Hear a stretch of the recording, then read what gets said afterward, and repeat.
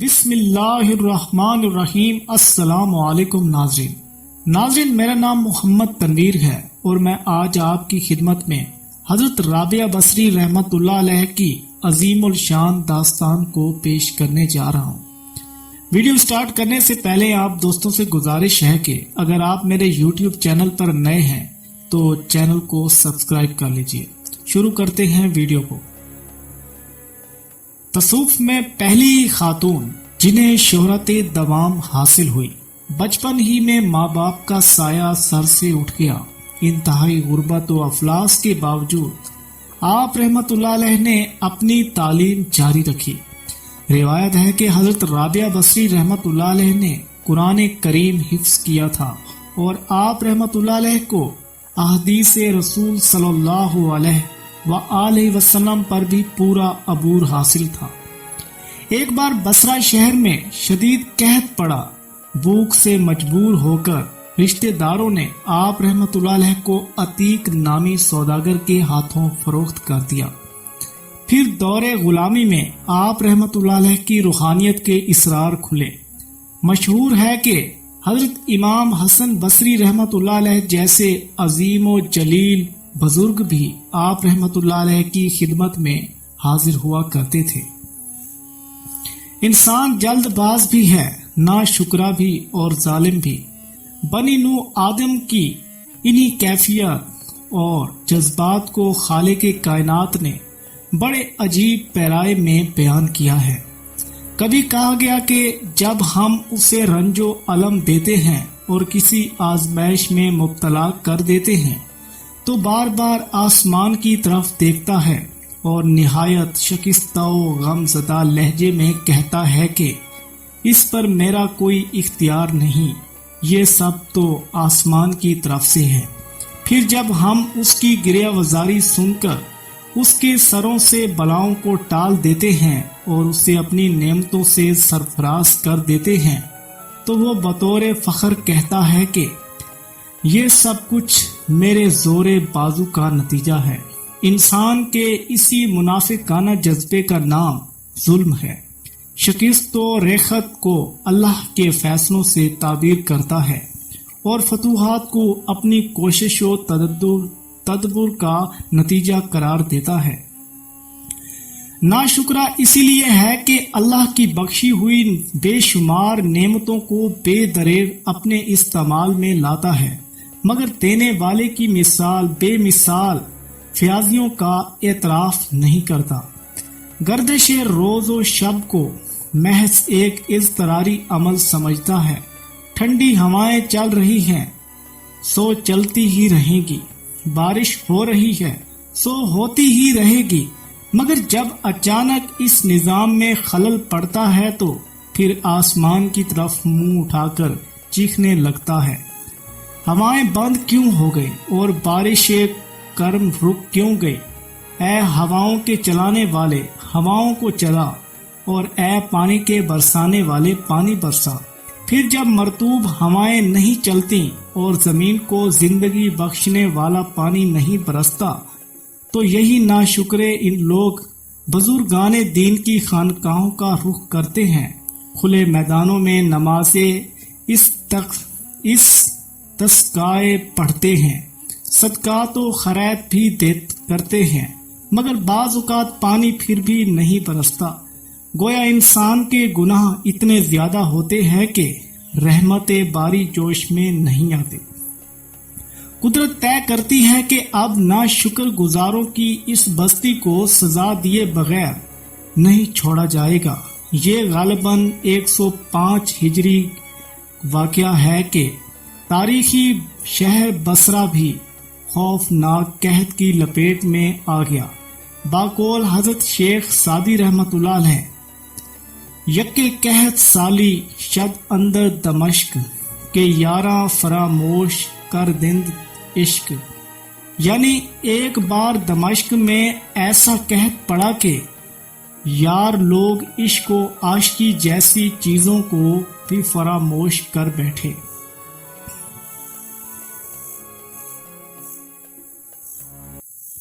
بصرہ میں بھی کچھ ایسا ہی قحط پڑا تھا کہ لوگ نہ صرف محبت کے لطیف و نازک جذبات کو بھول گئے تھے بلکہ ان کے سینے نفسانی خواہشوں کے ہجوم سے بھر گئے تھے۔ وہ اپنے شکم کی آگ بجھانے کے لیے اپنے ہم جنسوں کو ارزاں داموں پر فروخت کر رہے تھے۔ اولادیں ماں باپ پر گراں تھیں اور اولادوں پر ماں باپ ایک بوجھ تھے۔ بیویاں شوہروں کے لیے باعث آزار تھیں اور بہنیں بھائیوں کے لیے ایک مستقل عذاب بن گئی تھیں۔ خاندانی اور علاقائی رشتوں کا تو ذکر ہی کیا، خونی رشتے بھی بے اعتبار ٹھہرے تھے۔ عجیب نفسا نفسی کا عالم تھا۔ ماں باپ اولادوں سے ہاتھ چھڑا رہے تھے، بھائیوں نے بہنوں سے منہ پھیر لیا تھا اور دوست ایک دوسرے کو پہچاننے سے گریزاں تھے۔ بھوک کا افریت اپنا خونی دہن کھولے کھڑا تھا اور تمام انسانی رشتے، احساسات و جذبات، عقائد و نظریات اس کی خوراک بنتے جا رہے تھے۔ اسی ہولناک فضا میں بصرہ کے ایک چھوٹے سے خاندان پر قیامت گزر گئی۔ یہاں 4 بہنیں رہا کرتی تھیں جن کے ماں باپ دنیا سے رخصت ہو گئے تھے۔ بظاہر کوئی نگراں اور کفیل نہیں تھا۔ یہ سب بہنیں مل کر محنت مزدوری کیا کرتی تھیں، مگر جب شہر بصرہ قحط کی لپیٹ میں آیا تو سارے کاروبار دم توڑ گئے اور مزدوریاں ختم ہو گئی۔ نوعمر لڑکیوں نے 2-3 فاقے تو برداشت کر لیے، مگر جب بھوک ہاتھ سے گزری تو کسی کو اپنا ہوش نہیں رہا۔ بھیک تک کی نوبت آ گئی، مگر کوئی کیسے بھیک دیتا کہ دینے والے کے پاس خود کچھ نہیں تھا۔ یہ تمام بہنیں زرد چہروں اور پتھرائی ہوئی آنکھوں سے آسمان کی طرف دیکھ رہی تھیں کہ بصرہ کا مشہور تاجر عتیق ادھر سے گزرا۔ فاقہ زدہ بہنوں نے آسودہ حال شخص کے سامنے دستے سوال دراز کیا، خدا کے لیے ہمیں کچھ کھانے کو دو، ورنہ کچھ دیر بعد ہماری سانسوں کا رشتہ ہمارے جسموں سے منقطع ہو جائے گا۔ تاجر عتیق نے سب سے چھوٹی بہن کی طرف دیکھا جو خاموش بیٹھی تھی۔ لڑکی، تجھے بھوک نہیں ہے؟ بہت بھوک ہے، سب سے چھوٹی بہن نے نکاہت زدہ لہجے میں جواب دیا۔ تو پھر کسی سے روٹی کیوں نہیں مانگتی؟ تاجر نے سوال کیا۔ جس سے مانگنا چاہیے اسی سے مانگ رہی ہوں، لڑکی نے بڑا عجیب جواب دیا۔ تو پھر تجھے ابھی تک روٹی کیوں نہیں ملی؟ تاجر عتیق نے حیران ہو کر دوسرا سوال کیا۔ جب وقت آئے گا تو وہ بھی مل جائے گی۔ لڑکی کا انداز گفتگو مبہم تھا، مگر لہجے سے بڑی استقامت جھلک رہی تھی۔ تینوں بڑی بہنیں چھوٹی بہن کی بے سرو پا باتوں سے بیزار تھیں، اس لیے جھنجلا کر بولی، یہ ہم سب کا وقت برباد کر رہی ہے، آپ اسے یہاں سے لے جائیں۔ یہ لڑکی بڑے کام کی ہے، میں اسے لے کر ہی جاؤں گا، تاجر عتیق نے تینوں بہنوں کو مخاطب کرتے ہوئے کہا اور پھر ایک مخصوص رقم ان کے حوالے کر دی۔ چلو لڑکی، تاجر نے چھوٹی بہن سے کہا، اب تم میری ملکیت ہو۔ لڑکی نے اپنی بہنوں کی طرف دیکھا، اس کی آنکھوں میں آنسو تھے، مگر ہونٹوں پر کوئی حرف شکایت نہیں تھی۔ وہ تاجر عتیق کے ساتھ چپ چاپ چلی گئی۔ اس نے کئی بار مڑ کر دیکھا، لڑکی کی آنکھوں میں بس ایک ہی سوال تھا، کیا تم نے چند روٹیوں کے لیے چھوٹی بہن کو فروخت کر دیا ہے؟ تینوں بہنوں نے کوئی جواب نہیں دیا۔ انہیں بھوک کے افریت سے نجات مل گئی تھی اور تاجر کے دیے ہوئے سکے گننے میں مصروف تھی۔ پھر انہیں اپنی چھوٹی بہن کی آنکھوں میں لرزنے والی معصوم حسرتیں اور کانپتے ہوئے سوالات کس طرح نظر آتے۔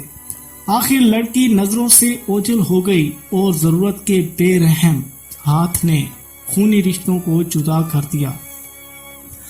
عام طور پر یہی روایت مشہور ہے کہ تینوں بڑی بہنوں نے مل کر چھوٹی بہن کو تاجر عتیق کے ہاتھوں فروخت کر دیا تھا، مگر بعض روایات میں یہ بھی درج ہے کہ بھوک سے تنگ آ کر چاروں بہنیں گھر سے نکلیں۔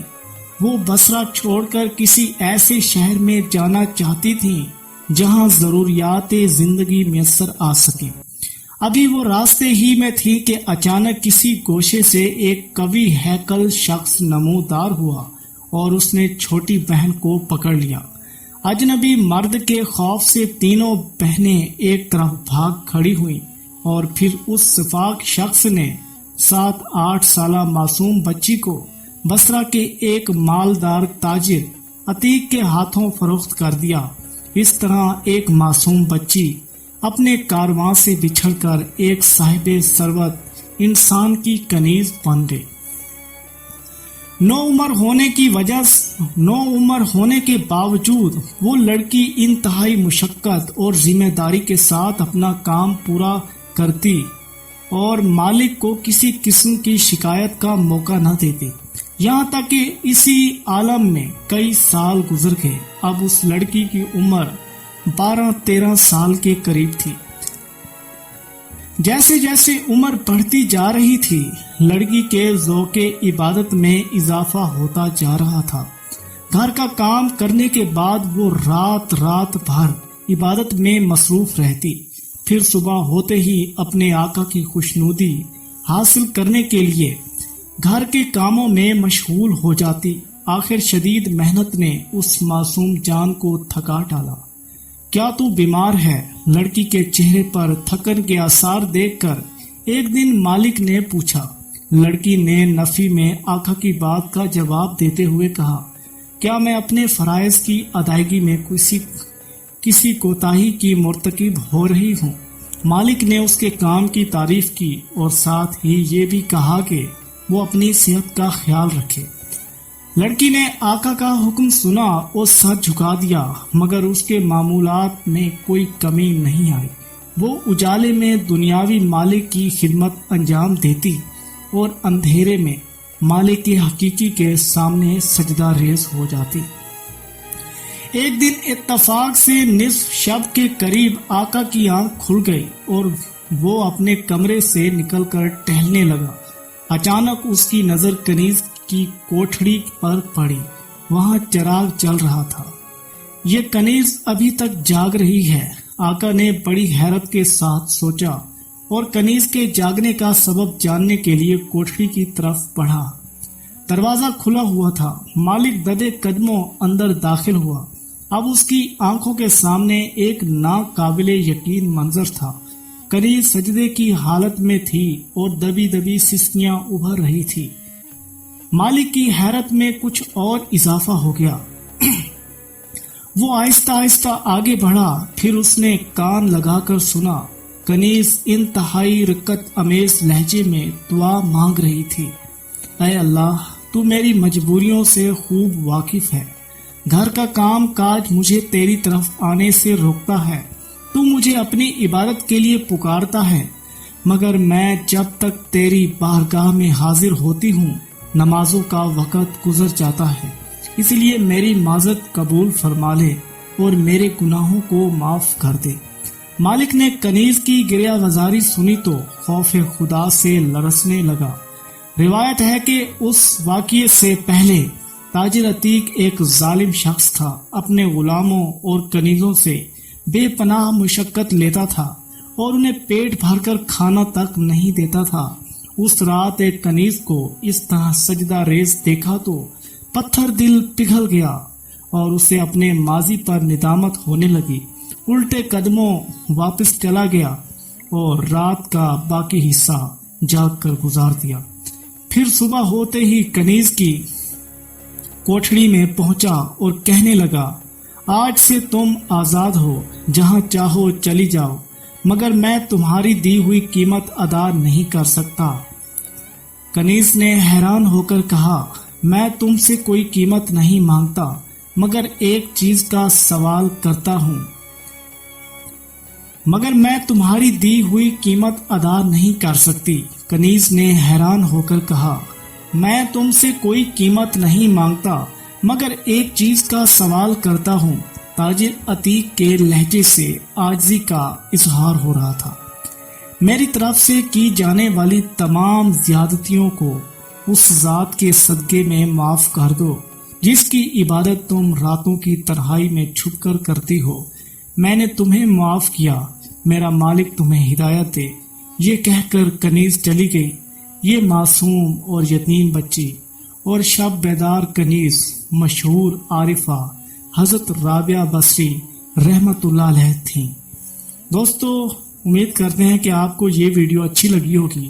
اگر ویڈیو اچھی لگے تو ویڈیو کو لائک کریں، چینل کو سبسکرائب کریں، ساتھ گھنٹی کے نشان پر پریس کر کے آل پر کلک کر دیں تاکہ ہماری نئی ویڈیو آپ تک پہنچتی رہے۔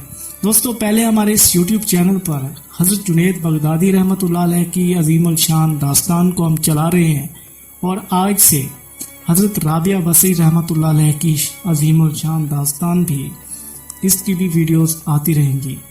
اللہ کے اولیاء کرام کی زندگیوں کے بارے میں جاننے کے لیے ہمارے چینل کو سبسکرائب کریں۔